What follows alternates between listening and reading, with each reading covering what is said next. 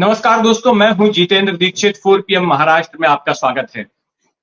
मुंबई महाराष्ट्र की राजनीतिक राजधानी और देश की आर्थिक राजधानी। कई भारतवासियों के लिए ये सपनों का शहर रहा है। देश भर से लोग मुंबई आते हैं रोटी रोजगार की तलाश में और अक्सर यहीं के बनकर रह जाते हैं। बीते कई दशकों से या फिर कहें कि कई शताब्दियों से, बीते 2 या 3 शताब्दियों से देश के अलग अलग हिस्सों से लोग मुंबई में आए हैं सपनों के साथ। यहां उन्होंने संघर्ष किया, मेहनत की, परिश्रम किया और यहीं के बन के रह गए।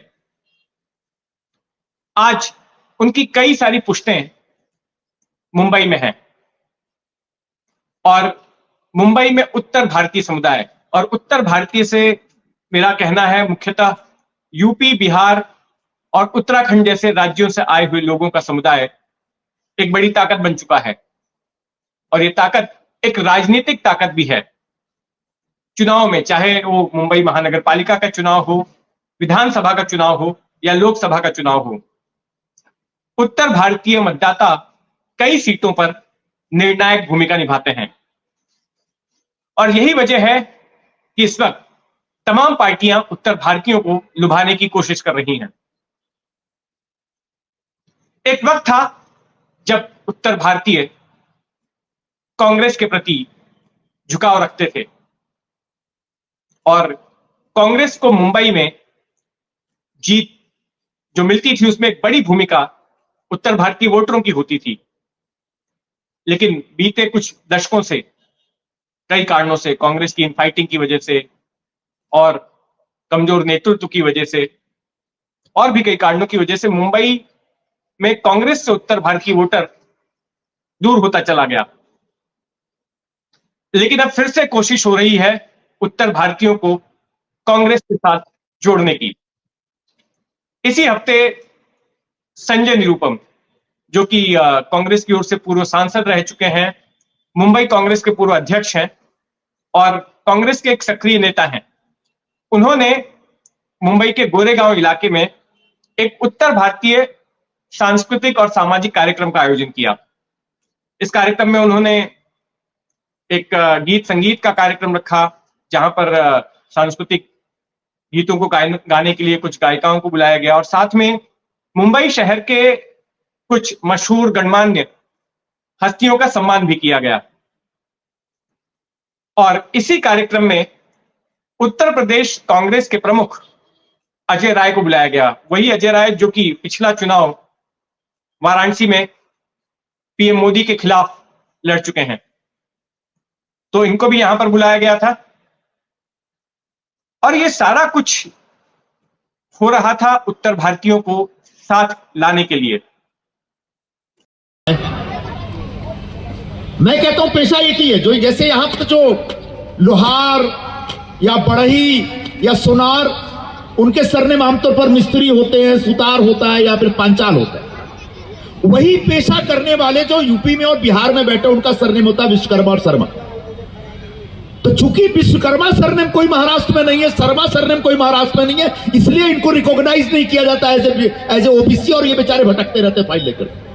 आज अन्याय ये है कि एक देश है, एक कानून है, लेकिन एक भाई वहां पर ओबीसी है, दूसरे भाई को यहां ओबीसी का दर्जा नहीं मिलता। ये लड़ाई भी 3-4 साल से मैंने शुरू किया।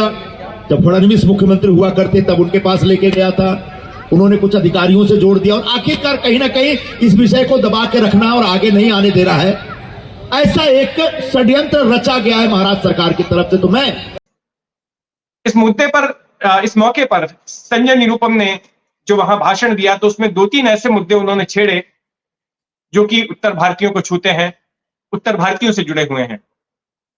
जैसे कि एक मुद्दा उन्होंने ऑटो टैक्सी वालों की समस्या का छेड़ा। मुंबई में ज्यादातर ऑटो चलाने वाले, टैक्सी चलाने वाले यूपी या बिहार से आते हैं और इनकी समस्या यह है कि कई बार ट्रैफिक पुलिस गलत तरीके से इन पर जुर्माना ठोक देती है। हाल के वक्त में जुर्माने की रकम काफी बढ़ाई गई है और ऐसे में जितनी इनकी कमाई नहीं होती, कई बार उससे ज्यादा तो इन्हें जुर्माना चुकाना पड़ता है। तो इस मुद्दे को संजय निरुपम ने उठाया और कहा कि आने वाले वक्त में इस समस्या को लेकर उनकी पार्टी पुरजोर प्रयास करेगी, एक मूवमेंट चलाएगी। दूसरा मुद्दा भी उन्होंने उत्तर भारतीयों से जुड़ा हुआ ही छेड़ा। मुंबई में उत्तर भारतीय बड़े पैमाने पर झुग्गी झोपड़ियों में रहते हैं। जो गरीब तबके के उत्तर भारतीय हैं, झुग्गी झोपड़ियों में रहते हैं। अब कई जगहों पर यह होता है कि स्लम रिहेबिलिटेशन स्कीम के तहत जब झोपड़ों की जगह ली जाती है वहां इमारत बनाने के लिए, तो एक झोपड़े पर एक घर दिया जाता है बदले में। लेकिन कई बार यह होता है कि अगर किसी ने झुग्गी बनाई है, झोपड़ी बनाई है, तो अगर परिवार उसका बढ़ता है तो फिर उसके ऊपर एक फ्लोर एक्स्ट्रा बना लेता है। कई जगहों पर 2 फ्लोर 3 फ्लोर भी बन जाते हैं, 1+1, 1+2, 1+3 इस तरह से हो जाता है। लेकिन बदले में जब वहां पर रीडेवलपमेंट का काम होता है एसआरए के तहत, तो फिर एक ही के बदले में जो ग्राउंड फ्लोर का घर होता है उसके बदले ही एक घर दिया जाता है। अगर उस घर मालिक का बेटा ऊपरी फ्लोर पर अपनी पत्नी के साथ रह रहा है तो उसको घर नहीं मिलता, तो ऐसे में इनका बड़ा नुकसान होता है। तो संजय निरुपम का यह कहना है कि अगर रीडेवलपमेंट का काम हो रहा है तो सरकार को अगर 1+1 है तो फिर एक के बदले 2 घर देने चाहिए। ठीक है, आप 1+2 के बदले 3 मत दीजिए, 1+3 के बदले 4 मत दीजिए, लेकिन कम से कम एक एक्स्ट्रा घर अगर ऊपर एक फ्लोर बनाया गया है तो वो आपको दिया जाना चाहिए। तो ये मुद्दा एक उठा रही है कांग्रेस। तीसरा मुद्दा ओबीसी से जुड़ा हुआ है। हम देख रहे हैं कि इस वक्त महाराष्ट्र में आरक्षण को लेकर आग लगी हुई है। मराठा आरक्षण को लेकर जगह जगह आंदोलन हुए हैं। 24 दिसंबर की डेडलाइन है महाराष्ट्र सरकार के सामने की सरकारी नौकरियों और शिक्षा में आरक्षण का ऐलान करना है शिंदे सरकार को। फिर ओबीसी खड़े हो गए हैं। ओबीसी संगठनों का कहना है कि अगर आपको आरक्षण देना है मराठाओं को तो दीजिए, लेकिन वो आरक्षण ओबीसी के कोटे से नहीं होगा। तो इसी से जुड़ा हुआ एक मुद्दा संजय निरुपम ने भी उठाया है और उनका कहना है कि कई ऐसी जातियां हैं मुंबई में उत्तर भारतीयों की जो कि उत्तर भारत में और दूसरे राज्यों में जिनको ओबीसी कैटेगरी में आरक्षण मिलता है, लेकिन मुंबई में नहीं मिलता है, महाराष्ट्र में नहीं मिलता है। महाराष्ट्र में उनको बतौर ओबीसी रिकॉग्नाइज नहीं किया जाता है। तो निरुपम का यह कहना है कि ऐसे लोगों को भी जिन्होंने मुंबई को अपनी कर्मभूमि बना लिया है और यहीं पर रच बस गए हैं, ओबीसी समुदाय के ऐसे लोगों को भी रिकॉग्निशन मिलना चाहिए और उनको भी ओबीसी का आरक्षण मिलना चाहिए। तो ये कुछ ऐसे मुद्दे हैं उत्तर भारतीयों से जुड़े हुए जिनको उठाकर कांग्रेस उत्तर भारतीयों को साथ लाने की कोशिश कर रही है। लेकिन सिर्फ कांग्रेस पार्टी ही नहीं है, दूसरी पार्टियां भी हैं जो उत्तर भारतीयों को अपने साथ करने की कोशिश कर रही हैं, लुभाने की कोशिश कर रही हैं। और इसके पीछे कारण यह है कि आंकड़े बताते हैं कि उत्तर भारतीय महाराष्ट्र में कितने प्रभावी हैं और खास करके मुंबई और आसपास के इलाकों में। एमएमआरडीए रीजन की अगर बात करें, मुंबई मेट्रोपॉलिटन रीजन की अगर बात करें, तो 43 लाख उत्तर भारतीय हैं, 43 लाख उत्तर भारतीय इस पूरे इलाके में है, जिसमें मुंबई आ जाता है, नवी मुंबई आ जाता है, ठाणे आ जाता है, पालघर का इलाका आ जाता है। तो इस संख्या में उत्तर भारतीय वोटर हैं यहां पर। जो मुंबई की 227 मुंबई महानगर पालिका की सीटें हैं, उनमें से 40 से 60 सीटों पर उत्तर भारतीय निर्णायक भूमिका निभाते हैं। यानी कि जिस ओर उत्तर भारतीय वोटरों का झुकाव होगा वो पार्टी उस सीट को जीत पाती है।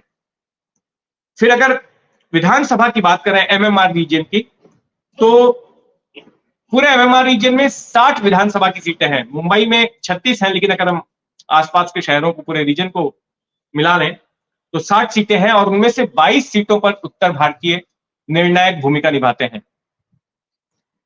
और अगर लोकसभा सीटों की बात करें तो मुंबई में 6 लोकसभा सीटें हैं और लगभग सभी लोकसभा सीटों पर 3 से 4 लाख उत्तर भारतीय वोटर हैं। वो एक अहम भूमिका निभाते हैं किसी कैंडिडेट की जीत या हार में। मसलन आप नॉर्थ सेंट्रल मुंबई की सीट को ले लें, पूनम महाजन की सीट को ले लें, तो वहां पर 3.62 लाख उत्तर भारतीय वोटर हैं। तो आप समझ सकते हैं कि कितनी अहमियत रखते हैं उत्तर भारतीय मुंबई और आसपास के इलाके में।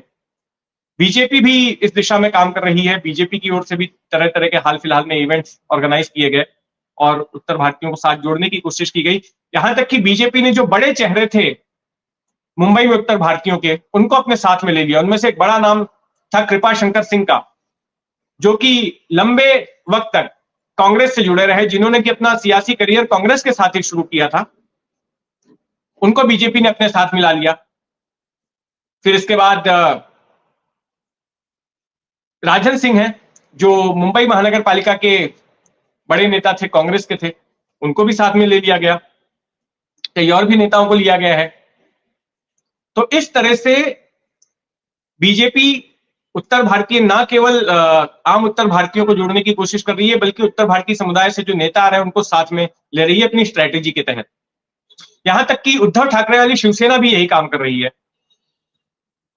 कुछ महीने पहले उद्धव ठाकरे की ओर से ठाणे में कार्यक्रम लिया गया था, उत्तर भारतीय सम्मेलन। वहां पर उन्होंने उत्तर भारतीयों को संबोधित किया था और उत्तर भारतीयों को साथ लेने की बात कही थी। एमएनएस भी इन दिनों उत्तर भारतीयों के खिलाफ नहीं बोल रही है। एमएनएस में एक हिंदी भाषी नेता भी है, वागीश सारस्वत। उधर एकनाथ शिंदे का गुट है, वो भी उत्तर भारतीयों को साथ लेने की कोशिश कर रहा है। तो कुल मिलाकर आने वाले साल भर में 3 तरह के चुनाव होने वाले हैं मुंबई में। एक तो लोकसभा का चुनाव होगा, फिर विधानसभा का चुनाव होगा, और इसके बीच में मुंबई महानगर पालिका के भी चुनाव हो सकते हैं। तो इसी के मद्देनजर अब राजनीतिक पार्टियों ने तैयारी शुरू कर दी है और उनके टारगेट पर है उत्तर भारतीय। तो महाराष्ट्र में जो भी चुनावी हलचल होगी उस पर हमारी नजर बनी रहेगी। आप भी अपनी नजर बनाए रखें 4 PM महाराष्ट्र पर, और अगर आपने अब तक इस चैनल को सब्सक्राइब नहीं किया है तो सब्सक्राइब कर लें। धन्यवाद।